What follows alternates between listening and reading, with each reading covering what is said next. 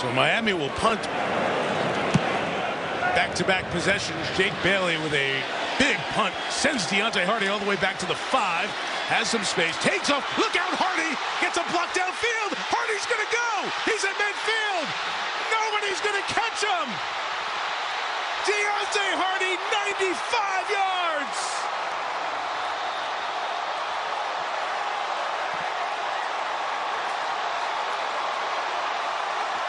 And the Bills' special teams brings them within a point of a tie game. Do you remember back in the day with the New Orleans Saints, this guy was first team All-Pro, made the Pro Bowl, all that sort of stuff, and here's why.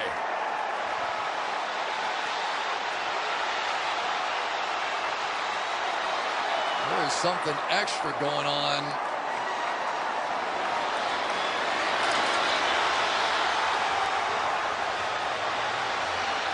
Great return by Harty. There's an injured Miami player back behind the play. Josh Allen was watching and loving all of that. And so too was his teammate Damar Hamlin, inactive for this one, as he has been for most of the season. And Sean McDermott as well. And on the Miami side, the injury is to Cameron Good, and he is their other edge rusher. He's obviously playing a lot of special teams as well. I see Matt Smiley to the left there. That is the special teams coordinator for Sean McDermott. And the long return by Harty. So the Bills will come back and try an extra point momentarily. Cameron Good injured for Miami, a huge part of their many injuries on the defensive front. Timeout.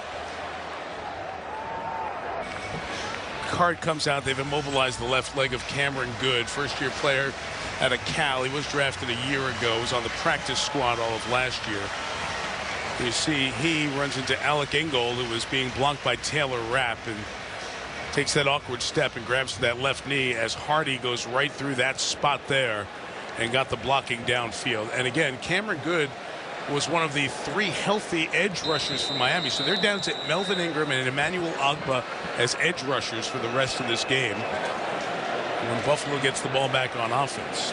After the longest punt return in Bills history, Tyler Bass to tie the game at 14. And he does just that.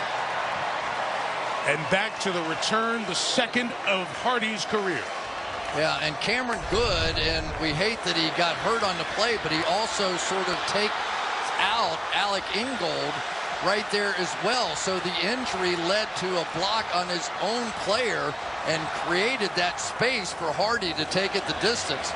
You're going to see as they collide and the injury happens, there's nobody left to protect that zone right there, and Harty took full advantage of it. So a wild game gets even wilder here as we are in the 4th quarter.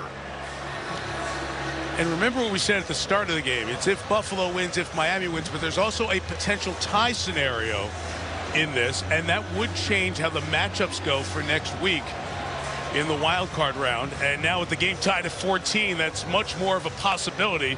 And we've seen that in the final game of the season a couple of years ago. Meantime, the Bills fans who have made the trek are enjoying